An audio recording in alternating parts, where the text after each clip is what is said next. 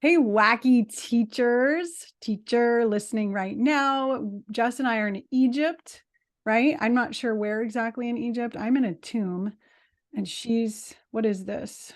Where are you, Jess? These are the Great Pyramids, and they're right outside of Cairo. I went Right. last summer, so Okay, awesome. And then we also have, that is not Yoda. That is a gremlin, right? yeah, it's a gremlin. Okay, make sure to check us out on YouTube. That's first. You can find the link to our YouTube channel in the show notes. Um, or just, where you found this episode.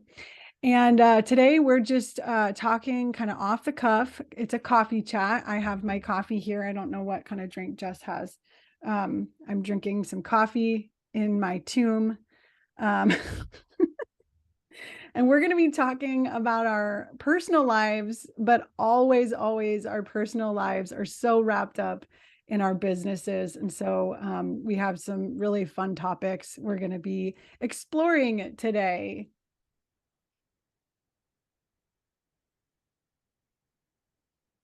So, Jess, would you like to share what's going on in your life right now? 2023, May, school is wrapping up. What's going on in your world? Okay, I made a few big decisions this last week. And they do have a bit to do with money and the economy and everything going on. First thing, I decided to teach summer school for the first time ever. I've been a teacher for 12 years and I've always refused. But this year, honestly, I am feeling the pinch with the inflation and the current economy a little bit. Like it's like everything is starting to catch up to me. And I'm like, wow, I could really use this extra money for my summer traveling. As you know, I think I already told you I'm going to Greece this summer, and I'm also going to go to London and maybe Paris for a few days each, maybe Brussels. And anyway, that stuff is expensive. It's expensive to go traveling. And I actually started my TPT store because I wanted to go traveling more and I didn't make enough money as a teacher. Like that's why I started doing side hustles. Everybody has a reason why they start things. And I just wanted more money for traveling because it's one of my passions. And so, yeah, I decided to do summer schools. An insane amount of money. This might be one of the last years they're offering it with high money. It used to be a flat $22 an hour, which is not worth it to me. That's why I've probably always said no. But now it's our hourly rate, which is sort of inflated because it includes our retirement benefits, health benefits, and that we only work 180 days a year. So my hourly rate is over $50 an hour. So I'm like, wow, over $50 an hour to be here for summer school. I'm going to go for it because I can't find a part-time job that I would be able to make over $50 an hour at and get paid within 2 weeks. So that's why I said yes to summer school. And then the other big decision I made is I just decided that I have been chasing too many rabbits. Remember the old story, like if you want to catch a rabbit and be successful, well, you can only chase after one at a time because rabbits go all over the place. And I've been maintaining and running a few different businesses. I've been doing a lot. And I decided that I think it's time to close my whimsical crafty business. I have a wood cutting machine and I make crafts, and they just really, the last year, the business has gone down. There's a million reasons why, but I just, when looking at my financial statements, I'm like, wow, I make sometimes 10 times the amount on Teachers Pay Teachers in a month than I do making these crafts. And these crafts take me so long. They take hours and hours and hours each day. It's a lot of stress, it's a lot of frustration. And it's definitely cooler to show on social media some nice wooden signs that you've made, some beautiful stuff, rather than some digital pieces of paper, right? Like that's kind of what led me to the crafting because I was like, it's going to be so much easier to promote this on social media as I can show these crafts. They're just going to sell themselves. And really, I just think that people are struggling financially in a lot of ways right now because of inflation and there's a lot of technology companies laying people off. And I'm not saying that everybody's struggling like in their jobs, but like the cost of living has gone way up. Like rent is sky high, interest rates are sky high. It's very uncomfortable for a lot of people. And I think a couple years ago when I was coming out with my crafts, people were like, oh, cool, I have 10, $20. I could get a couple of those whimsical crafties. And now they're like, well, I need 10 or $20 for gas. I need 10 or $20 for my kids, soccer uniform. I need to save these little chunks of money I used to spend on little luxuries. I need to save them up for other things. And that's just the way I've personally been feeling.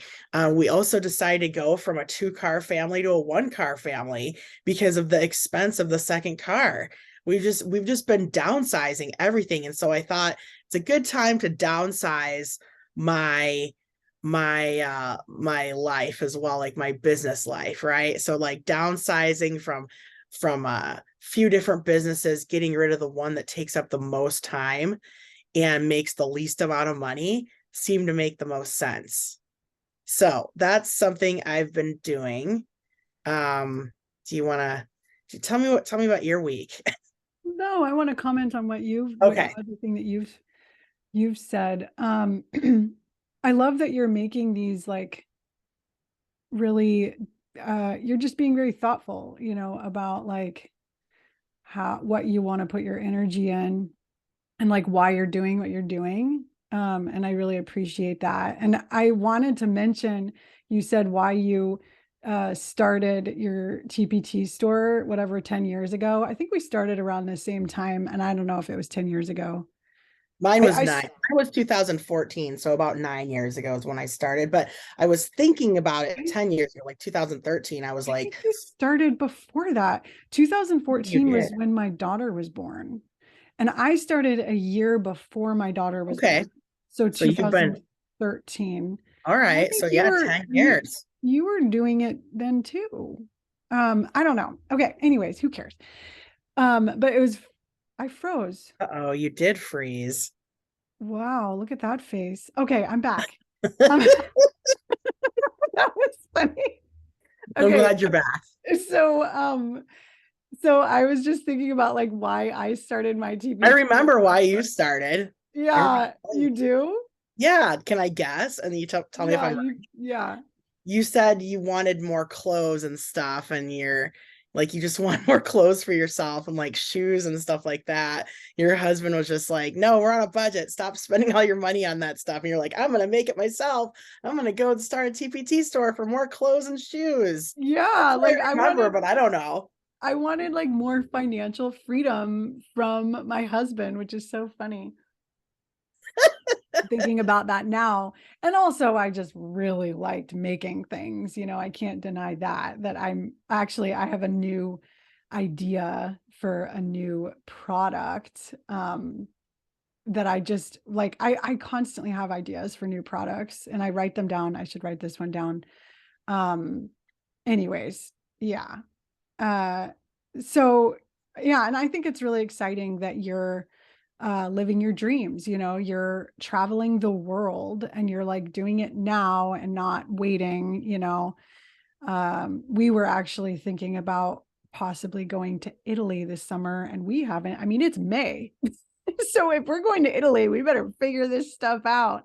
But I don't know, who knows? We might put it off a little bit. We actually went to Spain in 2019, November of 2019.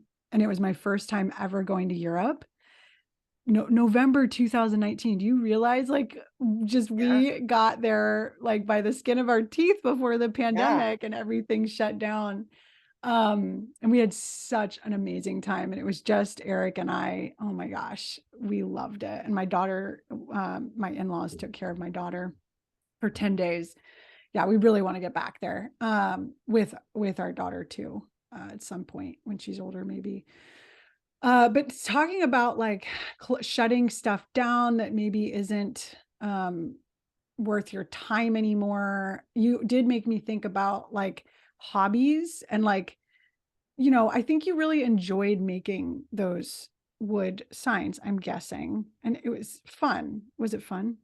Well, at first it was fun. And then it just, when you turn your hobby into a business, it doesn't become very fun anymore. Do you know what I Exactly. mean? Like Yes. one example, and this, you're gonna slap me around for this probably. I will You're gonna never slap me around. slap you. But listen, I feel that I am a very good writer. And I have always when I was a little kid, I kept a journal since I would have been like probably maybe 7 years old.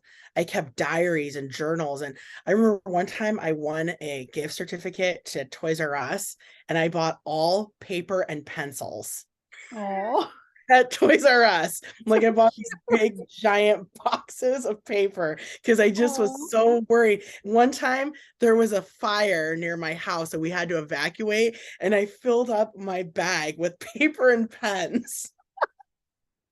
So so like adorable. I've always been obsessed with writing and I feel like I'm so good at it. You are. But when I sit down to blog, there's just like a disconnect, right? Like I love writing. I write letters. I've had like international pen pals. Like instead of calling my mom on the phone, I write her a letter, right? Like I love writing. I have thousands of little notes in my phone. Love, love, love, love, love, obsessed with writing. But when I turn it into a business, all right, like when I try to do something on a blog, I freeze up and it becomes not very fun and not very enjoyable. I don't know what it is. And so at first when I got my laser, my wood laser, it was fun, like making myself a bunch of Star Wars signs, and but obviously I can't sell those. But I made myself things. I made friends and family little gifts and stuff, and that was fun. But then once I had the pressure of like customers and fulfilling orders and doing everything in a timely manner, and then I have Christmas rush, Easter rush, Mother's Day rush, Teacher Appreciation Week rush. I mean, there's all these rushes that come and people want their presents by a certain day, and it just became the most miserable thing in the world. And like it caused stress between me and my husband. Like he hates it now. Like it's very noisy and dirty, and we were doing it together at first and having fun, but that's before the pressure of the deadlines came into it. And I was just thinking, on Teachers Pay Teachers, I I self-impose the deadlines, but nobody's like forcing me to come up with a product by this date. It's just like whenever I want. And I'm making 10 times the money. So, and I've been listening to this book by Donald Miller, and I know you like him too. It's called How to Grow Your Small Business. He's actually come out with a few books during the pandemic. I didn't even know that. Obviously, his branding book is really famous, and how to have your brands be a story, or the story of your brand or something. I Story forgot the brand. exact Yeah. story brand. It's Yeah. huge, right? It's really big, but he's come out with some books since then. This one's How to Grow Your Small Business. And one thing he talks about is he's like, a lot of small businesses, they do chase too many rabbits, which we've mentioned before. You can only catch, like, if you want to be successful in something, you have all these rabbits, you can only grab one at a time and pet one rabbit at a time, right? It's just the way it works. And so he was talking about, like he used an example of if you own a pet store and you're selling dog food and cat food and leashes, and you might be thinking, well, what should I focus on? Well, look at where the money is. Like, where do you make the most money? And if there's a one brand of dog food that pays you like a bigger percentage profit, like you make more on that brand of dog food, start doing special things to sell more of that. Like, it's easier to sell more of what you have than creating new things. And I was like, oh, because like for my laser business, I'm constantly creating new things. I feel like I can't sell the same designs year after year because my audience is so small. I have to keep creating new things for them. And then I was just thinking, it's so silly because here I am sitting on a Teachers Pay Teachers store with over 100 products, and there's 4 or 5 million teachers out there that could be buying some of these products, but I'm so focused on the Glowforge, the selling the laser products and creating new things there, where I could work for a couple hours to make $13, right? And I could work for a couple hours on a TPT product and the sky is the limit. It's just finding, like, it's a lot easier to find more teachers for those than maybe like keep creating one thing at a time that just disappears. So anyway, and I knew it in my head. I knew it wasn't the smartest choice, but like I said, in the beginning, the first year, I was having a lot of fun with it. So I kept up with it. And as soon as it's not fun anymore, I think that's when I reassess the situation. So that's kind of my new stuff. Uh-oh. My screen time was up 11% last week for an average of 6 hours and 39 minutes a day. Oh my. I always get that on Sunday too. It's kind of fun. Like on Okay. Sunday, they just want you to be even more depressed. That's a lot of time. Did I really spend that much time? It must be on my phone and my computer. That is so 6 hours and 39 minutes a day. Mine is usually like 8 or 9 hours, and I teach all day, so I don't understand how that I works. know. Okay, I think it's wrong. Okay. Anyway, Oh, you know what though? It's a lot of listening to books, I think, Audible and stuff and oh, that makes podcasts. sense. God, I love Audible. So yeah, no, I really Can like they just Donald sponsor us Miller. right now? Like I could just make money selling Audible all day long. That would be great. I should see what jobs they have available. I know. Um, So what's new well, with you? Tell me everything. So we haven't talked in a couple oh, weeks. yeah. Okay. So what's up with me? So I am kind of in the same position as you, where I'm really starting to pare down my life, and like figure out like what's most important, which rabbit do I want to chase? Um, and I also, you know, really I did for the last, I mean, since the pandemic, have been in and out of the classroom. Like this last year, I took a leave of absence to homeschool my daughter, and we found an amazing new school for her, private school.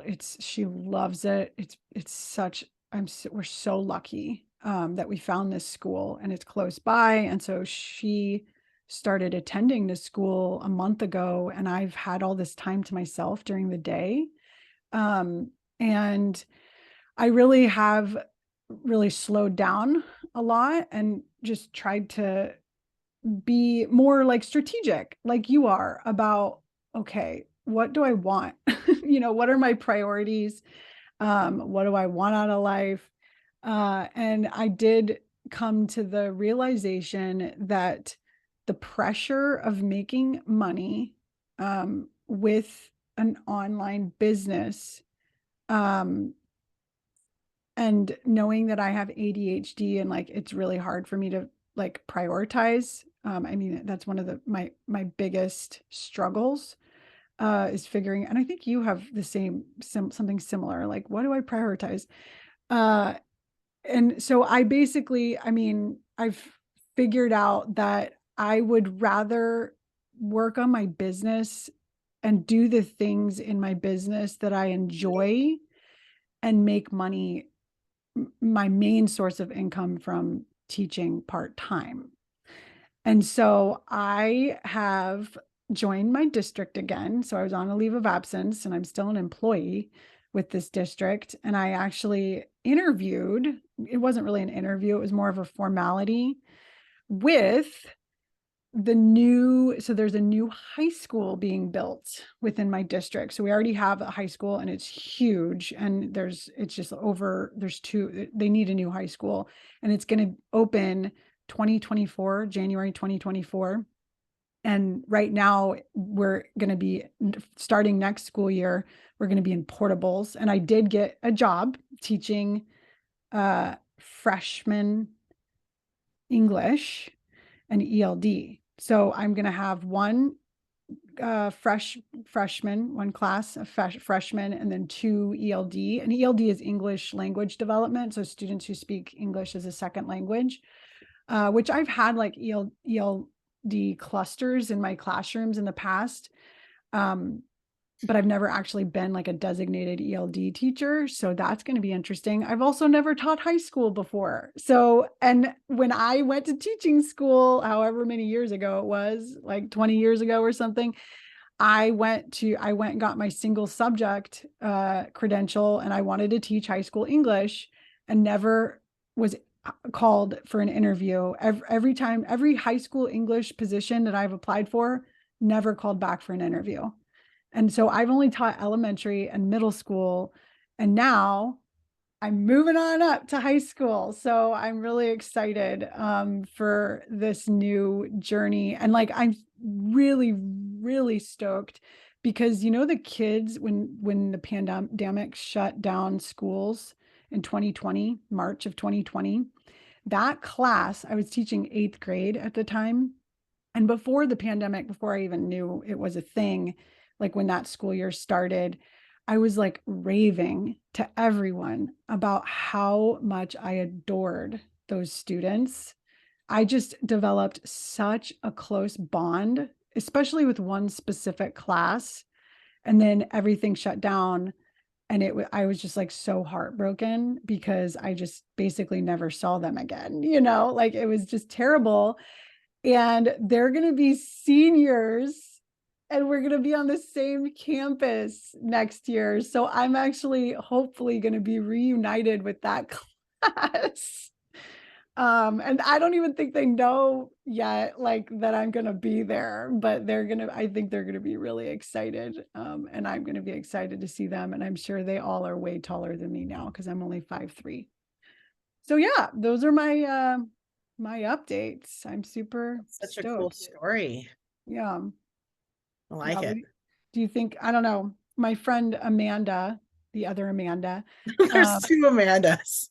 yeah, I she always said, "Do have to you really think distinguish you're gonna between you like high two. school? I hope you like it as much as you think you're gonna like it." And I'm like, I don't know. They're kind of big kids, aren't they?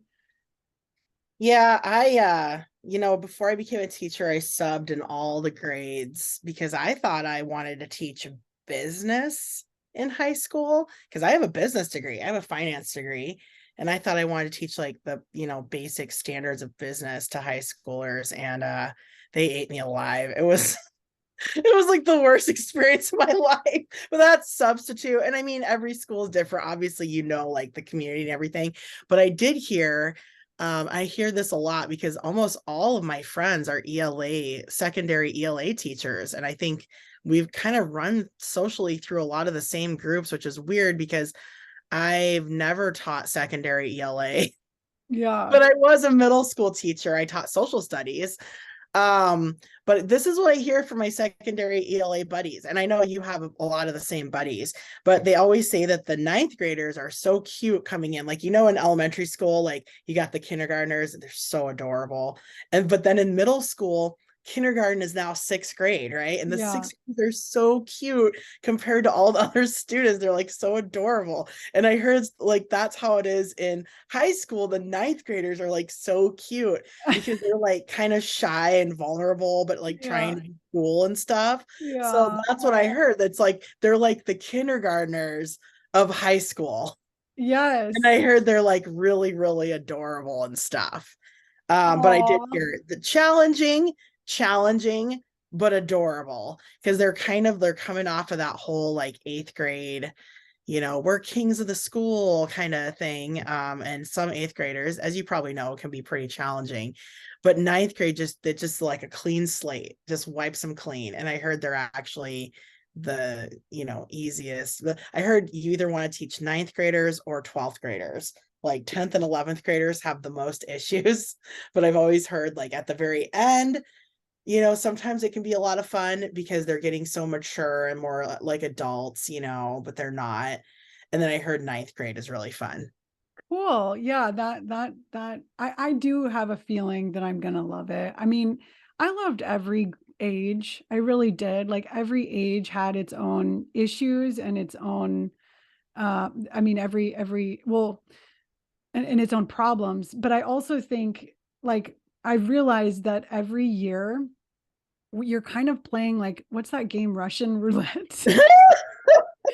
Because you never know what kind of class you're going to get. Like no Yeah. matter what grade, it could be a nightmare year. Like just because of the personalities, like the mixture of like types of kids that Yeah. are in one room. You know what I mean? Like, so there's like my worst year, I've had a horrible year teaching third grade. Like probably one of my worst years ever was the year that I started the school year late. The year I had my daughter, she was born in August, and I went back to teaching in October at a brand new school. And this principal was desperate for someone to take over this class. And for some dumb reason, they put every kid that had issues in one room with a long-term sub. I don't know why Yeah. they would do that. But there were, I mean, there were like 10 kids that had like, it was a tough class, a very tough class. I'd never had that many needy kids in a school year before. And then starting in October, I don't know, it was just a nightmare. But I Yeah, mean, you know what's so weird is like now I teach library, and so I have 27 classes. Like I have 27 classes. Like I have a different, like I see every single kid in the school for 1 hour a week. And it's weird because like you just get to know, like it's kind of like taking yourself, because I was a classroom teacher for so long. And so and I taught fourth grade through eighth grade, and I subbed in K-12 every single grade. So like it's almost like taking yourself out, and you can kind of see these weird issues like from the outside a little bit, because like all my classes are so different. Like I have 27 classes, and some of them are like they're like the worst classes I've ever taught in my entire life. And then some of them are like the best I've ever taught, right? Like it's so weird. And you kind of like you're removing yourself because you remember those years as a classroom teacher. You can't leave your own room. Like you're kind of like stuck in it, right? Like you can't leave your room. Like you're in the mix, you're in the muck. And so it's weird. Like I have this weird, like third person point of view now, because I'm looking at all the classrooms and all the teachers. And it's just so weird. It's like going back and, oh, this reminds me of my second year teaching. This reminds me of my fifth year. This reminds me of that one nightmare class, right? Like it's all my experience combined, but I'm seeing it like on a whole school level. It's so weird. do Anyway, you think, as you were saying that, it just reminded me of how different things are now. well, yeah, I mean, things are very different. And I do keep hearing, we're going to wrap up probably in a few minutes, but I do Yep, we keep got like 2 minutes left. hearing teachers, because I didn't teach this year. And I think the year before I did teach, not this last year, but the year before that. And everyone was saying, oh, the kids are so different. They're so traumatized. There's kids, they just don't care anymore. And they're just checked out. I don't know, like, I don't, I'm not, I mean, I think this is a really unpopular thing to say, but I almost wonder like how much of that is the teacher just is burned out. Like, what do you think? Like, do you think that kids' behavior? I mean, I do think the pandemic has really impacted us, like our mental health. So I'm not denying that.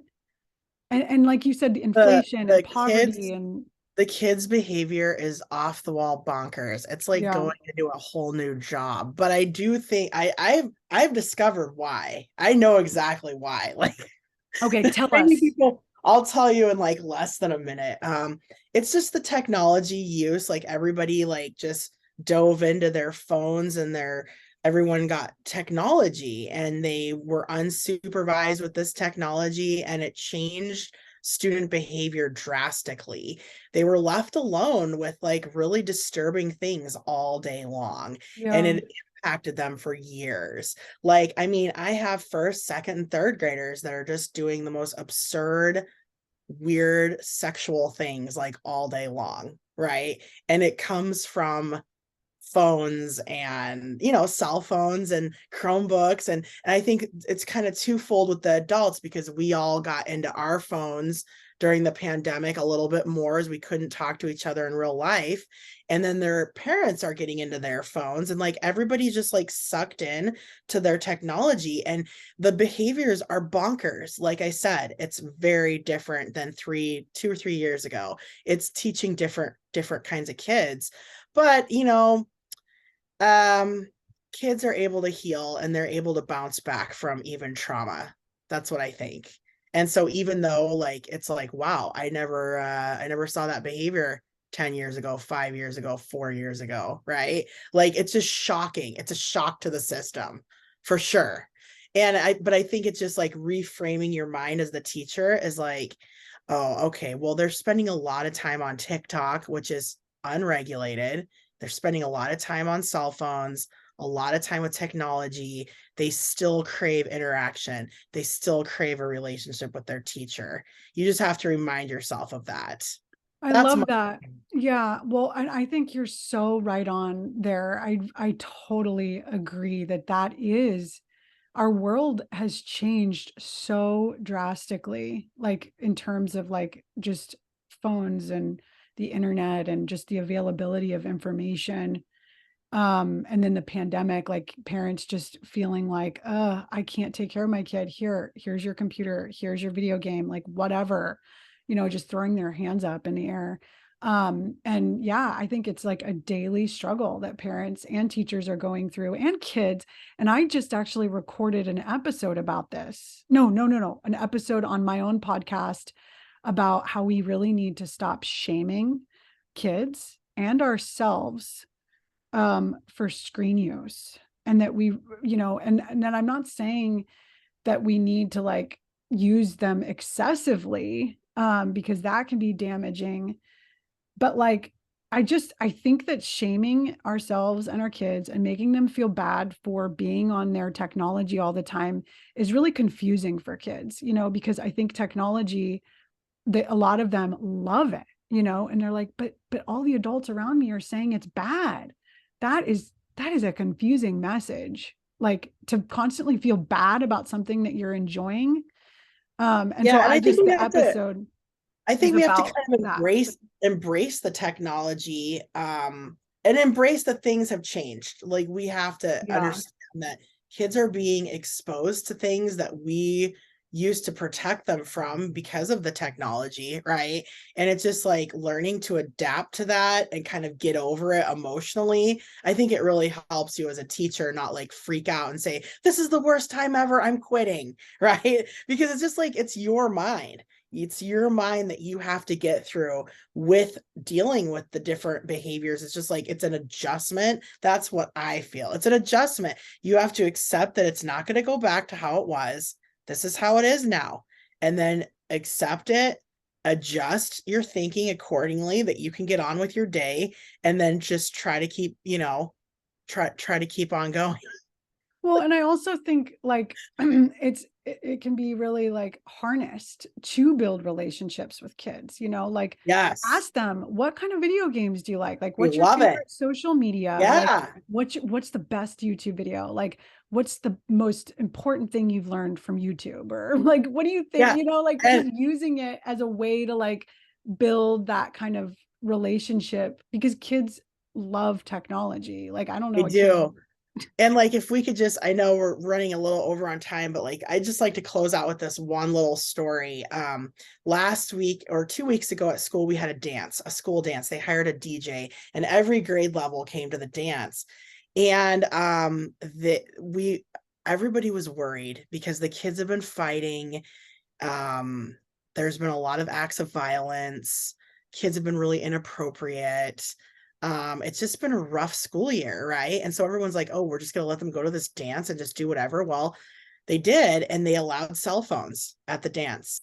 Cell phones with no rules. You can do anything you want. If you want to go on TikTok, go on TikTok. If you want to make some TikToks, and there were zero behavior problems. Wow. Zero. We did not have one fight. Nobody was crying. I was a chaperone for the dance all day. I was there all day. So I Wow. was there to watch kindergarten through fifth grade. I'm watching these fifth graders who have just been very challenging.